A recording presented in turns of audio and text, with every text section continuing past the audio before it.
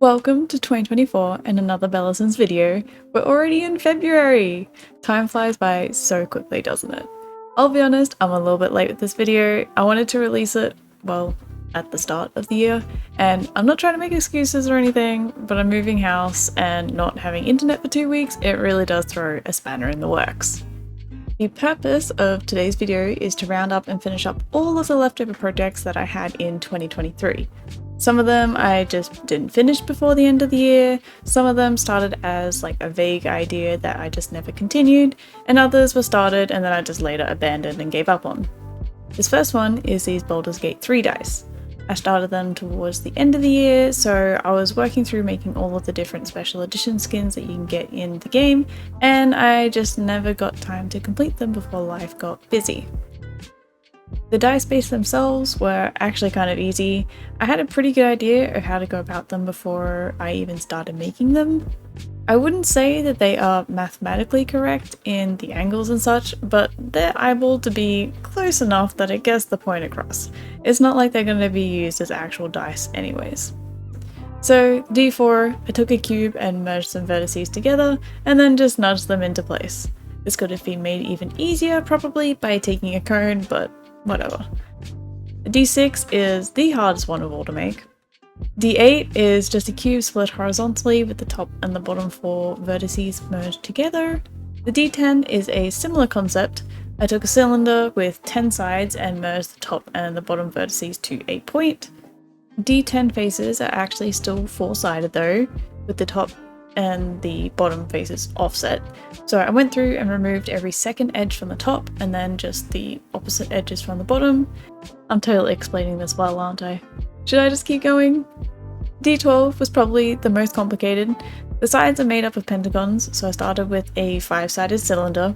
I duplicated this face so that they were all linked, and that way when I rotate one of them down, all the others rotate until I can just line them up. Then that's the top 6 faces done, just merge them and duplicate them and line up the bottom half. Then lastly, the D20. Oh my gosh, was this so difficult to make? I'm just kidding, it's just an icosphere with a 1 subdivision. Isn't Blender just amazing?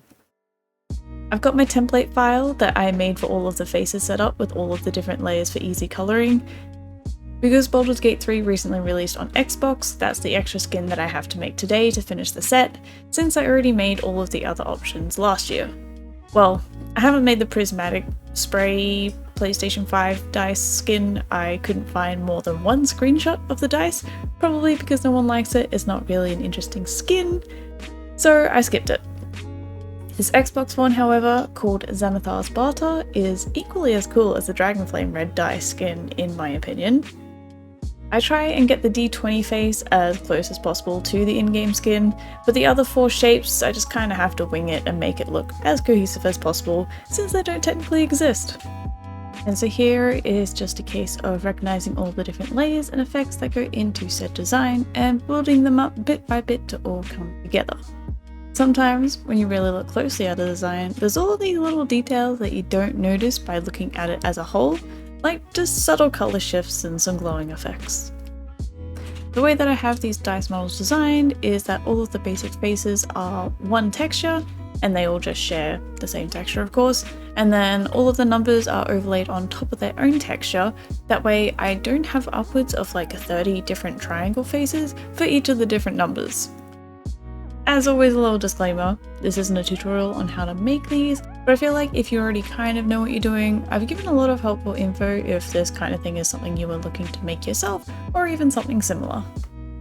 The last thing to do is export them out, and I like to use these in the Twitch integrated throwing system, so here's how they look, but they are also compatible to use in Finyarn and VTuber Plus. So that's one project now done and dusted, and I moved on to the Animal Crossing set, which I started back in July and honestly just forgotten about it with all of my other projects. So far I have a fossil model, a leaf, which I forgot to show, a squeakoid in all the different colours, and all the colours of star fragments. So one of the main things I want to next include in the set is all the different fruits, starting with the apple. These are all pretty straightforward. I keep them low-ish poly, as with all of my other throwable assets, mainly for performance, and the extra detail isn't really that noticeable to be honest. and as with all of my other models, hand painting them myself. I don't really have any tricks or anything to it, I'm just looking at a reference, which is my Animal Crossing game, and just building up the layers of detail that I see. I will admit that the apple ended up being one of the nicest looking fruits, I think just because of all the detail that is in it. The orange fruit is next. Again, turned out to be a pretty nice looking fruit model in the end. I didn't want it to just be a sphere, so I made sure to push and pull some parts to make it a little bit more organic. I saved some time by splitting the UV into 4 equal sections around the orange and overlapping them, so I really only have to texture a quarter of it. You're seeing the apple again for a split second because I thought it would be a good base for the pear, deleting the top half and then just reconstructing it to be more pear-like. I did the same UV sharing as the orange, except just in thirds instead of quarters. I don't really know about this pear in the end. I mean, it looks like a pear, and more importantly, it looks like the Animal Crossing game pear, but it still just looks off to me, and I don't know what it is about it. Maybe it's just because I don't like pears. Next up is the peach, which I used the orange as a base for. This actually ended up being my second favorite fruit. Maybe my actual favorite? I don't know. I don't like peaches in real life, but the model turned out really cute and detailed, I guess. I wouldn't say it's as detailed as the apple, but I like it. I don't have much else to say about this peach, so moving on to the last fruit, which is actually the fruit of my Animal Crossing island, the cherry. Pretty sure I subconsciously left this for last because it's the least detailed and the one I was just least excited to make. It ended up turning out pretty neat, but there's only so much detail you can add into a cherry. You're just going to make sure to model and unwrap one cherry and then duplicate the second cherry so that it also duplicates the same UV and I don't have to texture it twice. Now, I decided that this wasn't quite enough for the full set, so I also decided to make a balloon gift. It's really just made up of 2 basic shapes, a cube for the box and a sphere for the balloon, just with some extra embellishments. A lot of the similar UV pieces are overlapped to save space, similar to the fruits. The 4 corners of the gift box, all the ribbon pieces. I've also got the balloon split into halves that share the same UV. Then, because this model is made up of so many little tiny bits and pieces, it's just a case of going through all of those tiny little bits and pieces and individually texturing them. And that's where I decided to finish it up, so I can actually call this Animal Crossing set complete. I know I had to cut a lot of the actual process out for all of these pieces so that this video isn't too long, so here's what they look like in the end in the Twitch integrated throwing system. While we were on the topic of Animal Crossing though, one thing that I originally was going to include in the Animal Crossing set was Bob. I decided to make a random model of Bob before deciding that he didn't really fit in and I should instead put him aside to make a whole set just dedicated to Animal Crossing cats. And then I never did that. So silly me decided that I would pick that back up again. I started off with a couple of my favorites. Kiki is a villager that I have personally had on my island since the very beginning of my game, so she has a special place in my heart. And Anka is the most recent addition to my island. I was always really into Egyptian mythology when I was a kid, so she's been a long time favourite as well. I figured if I'm going to be doing all of the cats, I may as well just bring up a list and work alphabetically down the list, so next up was Felicity. I was posting these on TikTok at the time, so Lolly was a highly requested villager to make, as was Mary and then also Raymond. Now, it was at this point that it was right before I moved house. I planned to get all of these cats done by the end of January and we were already 2/3 of the way through the month, so that just was not going to happen. I thought it would be better to turn my attention to the other projects that I have, so I moved on to the next project that is the Minecraft set that I started. If you are familiar with the Stardew Valley set that I made a while back, I took a similar approach for this set, taking the 2D sprites and turning them into a blend of pixel art and 3D. Before picking up this project again, I had already made a few items like a diamond sword and a pickaxe, an axolotl, a golden apple, and a health heart. Because I already had the axolotl mob made, I had the idea to make a little axolotl in a bucket item because it is genuinely just a super cute item. After that, I wanted to add in some flowers for this set, specifically the poppy and the dandelion, since I feel like those are the most iconic Minecraft flowers. I did, however, get a little bit carried away and I ended up just making pretty much all of them, except for the wither rose. I didn't really like the design of it, so I just didn't want to include it. The process for these is honestly really simple. I use a sprite from the game as reference, of course, and I have a plane that I've subdivided to give me a pixel grid essentially. I select out what I need, delete the rest, and then go through pixel by pixel and assign the correct colours. Once the design is complete, I extrude it back to give it some depth and make it all 3D, and I just use a model that I've already made as a guide so that way it's even as possible and all of them are the same. Then rinse and repeat with the next one.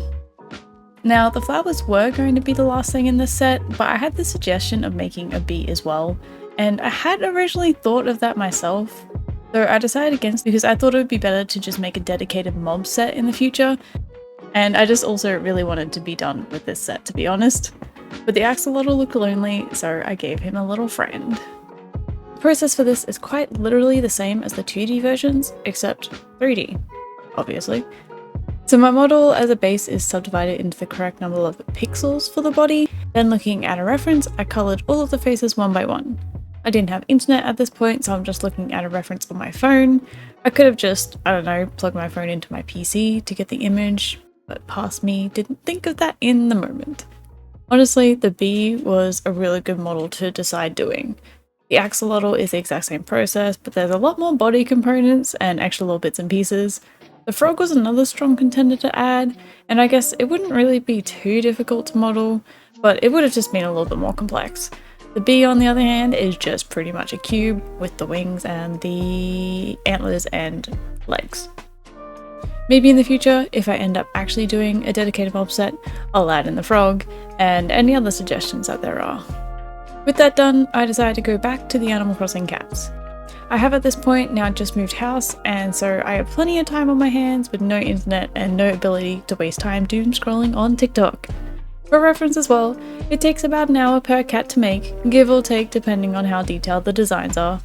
I think the quickest one took me 40 or so minutes, and the most detailed one was just under 2 hours. And that's not too bad since I can just use the same base for each one and just make some minor adjustments for the clothes, but there are 23 cats. 23 cats that I want to include in this set. There are of course some extras that didn't appear in New Horizons and some special characters, but I decided to skip them for now. All in all, I spent just over 20 hours on these Animal Crossing cats. Which is why you aren't seeing a lot of the creation process for each one. This video would be an hour long, probably even more. Now while I've been blabbling on, you've seen me make Tangy, Merry, Punchy, Kabuki, Kit Kat, Kitty, Mitzi, Mo, Monique, Olivia, Pearl, Rosie, Rudy, Stinky, Tappy, and Tom. Boy oh boy was I relieved when I finished Tom. And I think my drawing tablet was too, because it's now actually dying on me and becoming increasingly frustrating to use, which makes me sad. It's been a productive month, or a little over a month. Minus when I didn't work on anything because of moving house. But regardless, I've got quite a few half-finished 2023 projects now dusted off, and I don't have to worry about them anymore. The Baldur's Gate 3 dice set now has the new exclusive Xanathar's Barter Xbox skin, the Animal Crossing set is also now complete, the Minecraft set is done, and the Animal Crossing cats are actually finally all completely done. And take a look at how I've got it all set up. So that was like really easy to set up. All I did was import all of these different sound bites from the Animal Crossing emotions / reactions in game, and then I just assigned a different one to each of the 23 different cats, and so when they're all thrown, I love the result! If you're a VTuber and also want to use these in your streams, the Baldur's Gate 3 and Minecraft set is up on Etsy and Ko-Fi, and the Animal Crossing sets are up for free on Ko-Fi.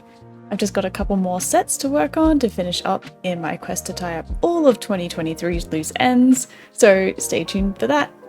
Thanks for the support and for watching, and I'll see you next time.